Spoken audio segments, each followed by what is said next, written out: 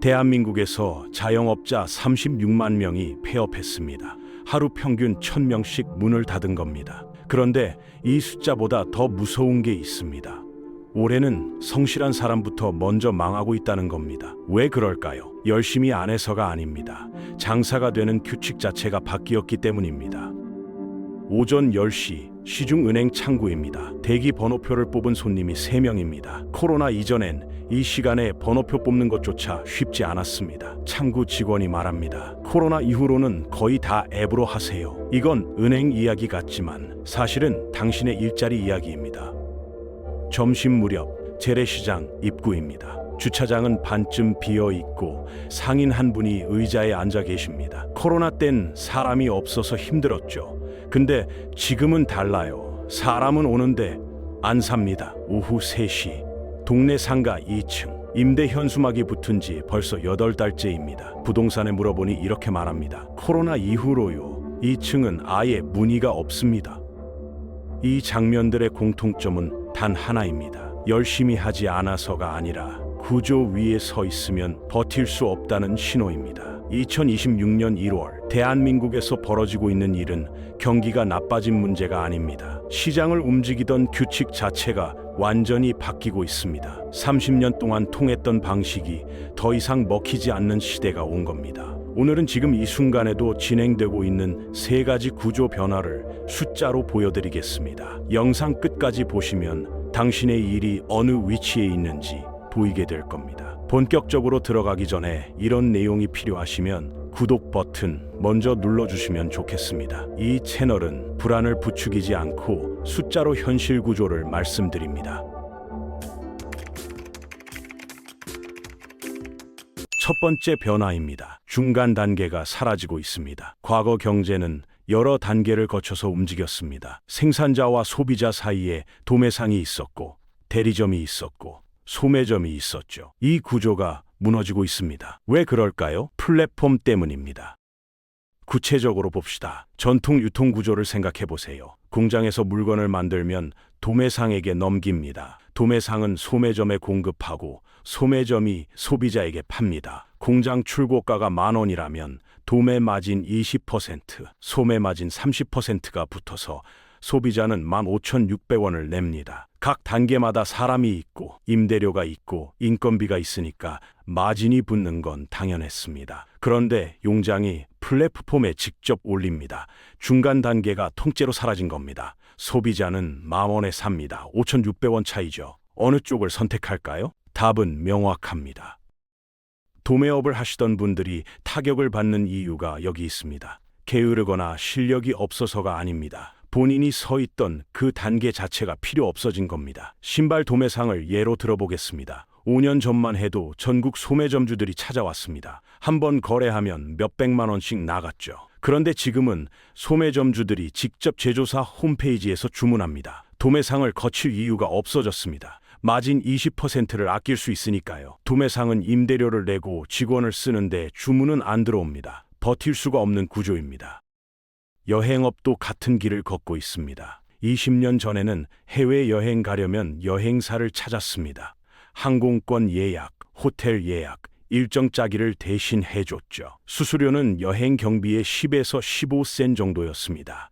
300만 원짜리 패키지면 수수료가 40만 원 정도 붙었습니다. 지금은 스카이스캐너로 항공권 검색하고 부킹닷컴으로 호텔 잡고 구글맵으로 동선 짭니다. 여행사 갈 이유가 없습니다. 동네 여행사들이 하나둘 문을 닫는 이유입니다. 보험, 부동산, 금융상담도 마찬가지입니다. 플랫폼이 연결자의 자리를 빠르게 지우고 있습니다. 이 변화는 단순히 일자리 몇 개가 없어지는 문제가 아닙니다. 경제 생태계 전체가 재편되고 있다는 신호입니다. 중간 단계에 있던 사람들이 쌓아온 전문성, 고객 관계, 시장 정보가 한순간에 가치를 잃고 있습니다. 30년 경력이 데이터 하나에 밀리는 시대가 됐습니다. 그런데 이건 시작일 뿐입니다. 두 번째 변화는 더 심각합니다. 손님이 있어도 망하는 구조가 만들어졌거든요. 두 번째 변화입니다. 고정비가 변동비를 역전했습니다. 무슨 말인지 설명하겠습니다. 장사의 기본 구조는 간단합니다. 매출에서 비용을 빼면 이익이 남습니다. 비용은 두 가지로 나뉩니다. 팔리는 만큼 드는 변동비와 팔리든 안 팔리든 나가는 고정비. 과거엔 변동비 비중이 컸습니다. 물건 많이 팔면 재료비가 늘어나고 물건 안 팔면 재료비가 줄었죠. 그런데 지금은 고정비 비중이 압도적입니다. 임대료, 인건비, 통신비, 배달 수수료, 매출과 상관없이 매달 나갑니다.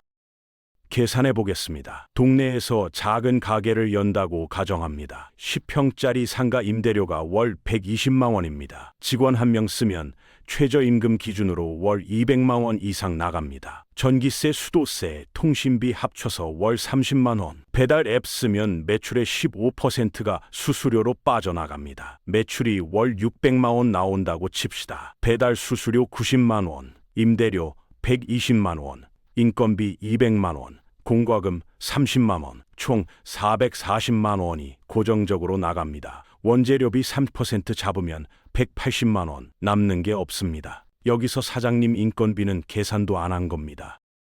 이 구조가 왜 문제일까요? 매출이 조금만 줄어도 바로 적자로 전환되기 때문입니다. 월 600만 원 매출이 500만 원으로 떨어지면 어떻게 될까요? 원재료비는 150만 원으로 줄지만 고정비 440만 원은 그대로입니다. 총 비용 509만 원, 매출 500만 원, 한 달에 90만 원씩 까먹습니다. 열심히 일해도 빚이 느는 구조입니다. 과거엔 장사가 안 되면 재료를 덜 사고 직원을 줄였습니다. 비용을 조절할 여지가 있었어요. 지금은 임대료를 못 줄이고 최저임금은 법으로 정해져 있고 배달 수수료는 플랫폼이 정합니다. 조절할 수 있는 게 없습니다. 그래서 요즘 장사는 망해서 문 닫는 게 아니라 버티다가 지쳐서 문 닫습니다. 업종별로 더 구체적으로 보겠습니다. 미용실은 어떨까요? 미용실은 기술직이니까 괜찮을 거라고 생각하시나요? 20평짜리 동네 미용실을 가정해 봅시다. 임대료 월 250만 원, 디자이너 2명, 인건비 월 500만 원, 공과금과 재료비 월 100만 원, 고정비가 월 850만 원입니다. 커트 한 번에 2만 원 받는다고 치면 한 달에 425명을 해야 본전입니다. 하루 평균 19명이죠. 그런데 주말 빼면 영업일이 25일 정도니까 하루 17명은 해야 합니다. 한 명당 1시간 걸린다고 치면 하루 17시간 풀가동입니다. 점심시간도 없이 쉬지 않고 일해야 겨우 본전인 구조입니다. 이제 장사는 잘하면 버는 구조가 아니라 못 버티면 끝나는 구조가 됐습니다. 편의점은 더 심각합니다. 24시간 영업하는 동네 편의점을 생각해 봅시다. 임대료 월 150만 원, 인건비는 사장님이 직접 하신다 쳐도 야간 알바 한 명은 써야 하니까 월 180만 원, 전기세와 프랜차이즈 수수료 합쳐서 월 100만 원, 최소 고정비가 월 430만 원입니다. 편의점 평균 마진율이 25%라고 하면 월 매출 1,720만 원이 나와야 본전입니다. 하루 57만 원이죠. 하루 평균 객단가가 5천 원이라면 하루 114명이 와야 합니다. 24시간 영업하니까 시간당 5명 정도, 새벽 시간대에도 손님이 계속 와야 한다는 뜻입니다. 현실적으로 쉽지 않습니다. 정리하면 이겁니다. 요즘 장사는 손님이 없어 망하는 게 아니라 손님이 있어도 남지 않는 구조입니다. 세탁소나 약국, 학원도 같은 구조에 놓여 있습니다. 기계 리스비, 임대료, 인건비가 고정적으로 나가는데 매출은 정체되거나 줄어들고 있습니다. 고정비가 높으면 제품 가격을 내릴 수도 없습니다. 온라인 업체는 임대료가 없으니까 같은 제품을 30% 싸게 팝니다. 학원은 학생 수가 줄어도 강사를 함부로 자를 수 없습니다. 수업질이 떨어지면 남은 학생마저 떠나니까요. 그래서 지금 무슨 일이 벌어지고 있는지 아십니까? 가장 성실하게 일하던 사람들이 먼저 쓰러지고 있습니다. 통계를 보겠습니다. 2024년 기준 자영업자 평균 월 소득이 약 250만 원입니다. 한 달 300시간 일한다고 치면 시급 8,300원입니다. 최저시급 1,030원보다 낮습니다. 더 오래 일하는데 더 적게 버는 겁니다. 이게 고정비가 변동비를 역전한 결과입니다. 장사가 안 돼서가 아닙니다. 구조 자체가 이익을 남기기 어렵게 설계돼 있습니다. 그런데 여기서 끝이 아닙니다. 세 번째 변화는 당신이 생각하는 것보다 훨씬 빠르게 진행되고 있습니다. 세 번째 변화입니다. 사람들이 돈을 안 쓰는 게 아닙니다. 쓰는 방식이 바뀌었을 뿐입니다. 어디서 어디로 이동했을까요? 오프라인에서 온라인으로, 소유에서 경험으로, 고가에서 가성비로, 이 세 가지 방향입니다. 먼저 오프라인에서 온라인으로의 이동을 봅시다. 2020년 온라인 쇼핑 거래액이 111조 원이었습니다. 2024년에는 240조 원을 넘었습니다. 4년 만에 50% 증가한 겁니다. 이 돈이 어디서 왔을까요? 오프라인 매장에서 나온 겁니다. 백화점 매출은 정체됐고 동네 상권은 축소됐습니다. 돈의 총량은 비슷한데 흐르는 경로가 바뀐 겁니다. 실제 사례를 보겠습니다. 한 분이 15년 동안 혼수 전문점을 운영했습니다. 이불, 주방용품, 생활용품을 팔았죠. 2010년대 초반까지는 잘 됐습니다. 결혼하는 사람들이 많았고 혼수 준비할 때 매장에서 한꺼번에 샀거든요. 그런데 2020년 이후 매출이 급감했습니다. 결혼 건수가 줄어든 것도 있지만 더 큰 이유는 구매 방식이 바뀐 겁니다. 요즘 신혼부부들은 인터넷에서 하나씩 검색해서 삽니다. 브랜드 비교하고 가격 비교하고 후기 보고 결정합니다. 매장에 와서 한꺼번에 사는 사람이 거의 없습니다. 수요가 사라진 게 아닙니다. 수요는 있는데 거래 방식이 바뀐 겁니다. 이분은 온라인으로 전환하려고 했지만 쉽지 않았습니다. 15년 쌓은 오프라인 노하우가 온라인에선 통하지 않았습니다. 결국 작년에 폐업했습니다. 소유에서 경험으로의 이동도 뚜렷합니다. 20대와 30대를 보면 명품 가방보다 해외여행을 선택합니다. 자동차를 사는 대신 카쉐어링을 씁니다. 왜 그럴까요? 계산이 달라졌기 때문입니다. 명품 가방 300만 원이면 동남아 여행 4번 갑니다. 차를 사면 할부금, 보험료, 유류비, 주차비가 매달 나가는데 카쉐어링은 쓸 때만 냅니다. 같은 돈으로 더 다양한 경험을 할 수 있다면 소유를 포기합니다. 이건 세대 차이만은 아닙니다. 경제 논리입니다.